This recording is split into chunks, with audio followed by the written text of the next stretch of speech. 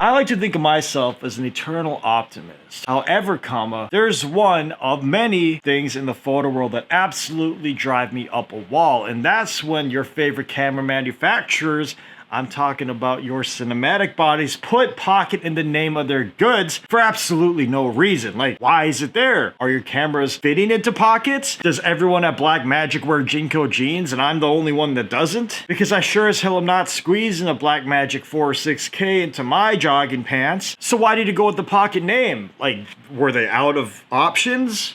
Patents? You couldn't name it like Blackmagic Falcon, Patchy, or even just Jim. I don't know. I'm not a marketing guy, but I feel like pockets shouldn't even be there unless it's indicative that it's going to fit in your pockets. So what I'm going to talk about today is a few options, well, two, and some honorable mentions of cameras, cinematic at that will fit in your jeans. Now, as I said, honorable mentions. Of course, we're talking about the DJI Osmo Pocket.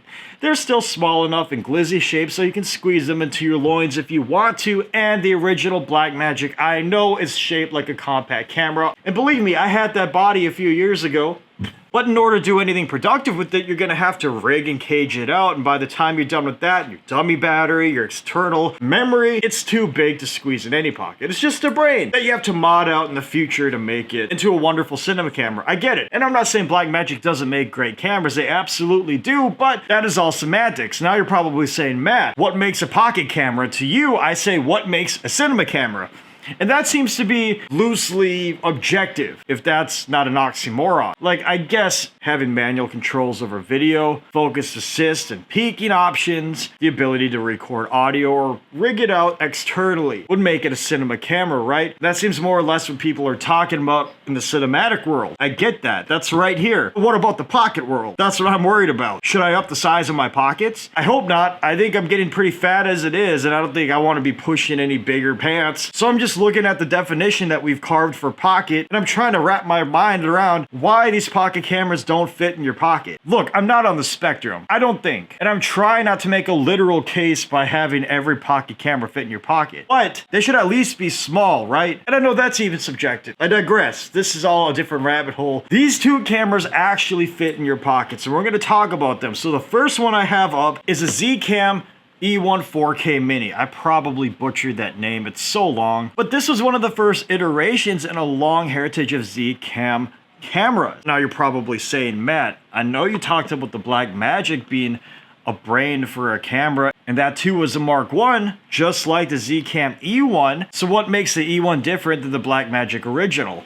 Well, for starters, I do feel like the Blackmagic original has better imaging. It has better bit rates, E-RAW, and once you rig it out, it is a fantastic camera. And to me, it dog walks the E1 here. But if we're talking about a simple stripped down rig, I'd have to give the edge to the E1. Because what you get with this is what you get. It's a 4K camera, tried and true, in this tiny package, and you don't necessarily have to rig it out to get good quality. I'm not saying great, but good. And there's a lot of benefits to having this camera in your bag today because, again, you have a full 4K sensor readout on a micro four thirds 16 megapixel sensor, which means you're going to get a more shallow depth of field than your fishbowl lens GoPro cameras on the market. Which, yes, this is pretty relatively shaped and sized as an action camera, right? But you can enjoy a greater depth of field, pretty darn good low light if you expose correctly, and a good selection of interchangeable lenses, which you obviously can't do with a GoPro. And if we look on the side, we have all of our options for adaptability. You can rig it out, attach an HDMI port, a mic jack, change out the batteries if needed, and everything is pretty easy to use. However, there is some flaws to this design. And while you can find some ease of use after using it from time to time, if you're picking it up, it's a bit confusing. This isn't a camera you can really just pass to someone and have them figure it out in a day. It misses focus a bit, and it's very cubical. Like, there's no grips, and it's not that pleasurable to hold. Like, ergonomically, it's just a Klondike bar. And beyond that, there is some cons because this is an older camera. We're talking about, yeah, it's 4K with a 16 megapixel micro four thirds sensor, But the bit rate in 4K isn't that good. It's 60 megabytes per second. And if you're not somebody skilled in color grading or post-production, like myself, I'm not gonna lie to you, expect artifacts or a harder time grading in post with that lower megabyte per second bit rate. Moreover, if you wanted to rig this out with the cage, it's going to be a bit tougher because there's not a lot on the market if we're talking about specifically made for the Zcam E1 here. So you're going to have to scrounge some message boards and get some tips and tricks from shooters in the field that are still using this camera today if you want to fully rig it out to make it a cinematic system. But beyond that, my biggest con with the Zcam E1 is that it's not completely adaptable with every Micro Four Thirds lens.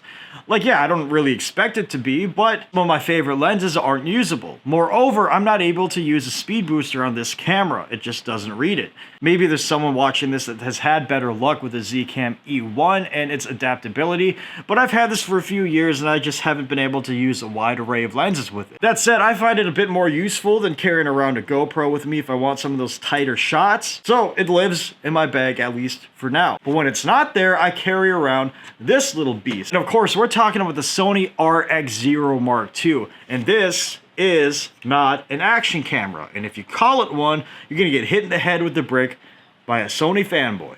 But all things considered, it's a very capable camera for the size, and it is as strong as an action camera would be. It's waterproof, weather resistant, and it feels like a rock in your hands.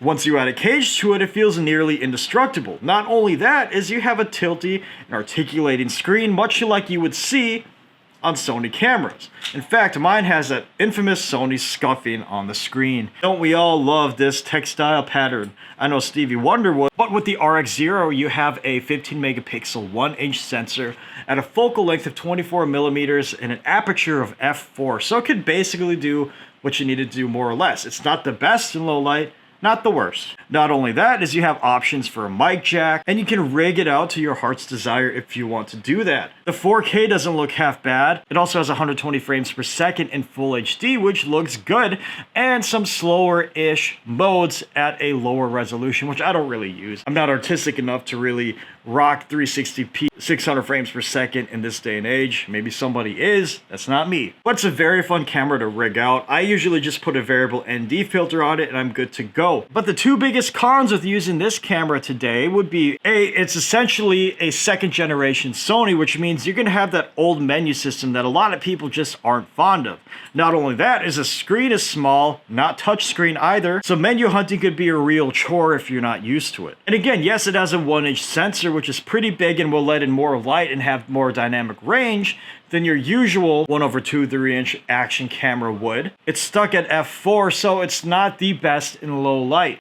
But there's a lot of cool features in this camera to be had, and it would make a good option, especially if you're running Sony and if you're looking for an action camera like rig that you can use S-Log3 with and more or less pair all of your colors together with your Sony family. This could be your Huckleberry. This video isn't really meant to compare the two.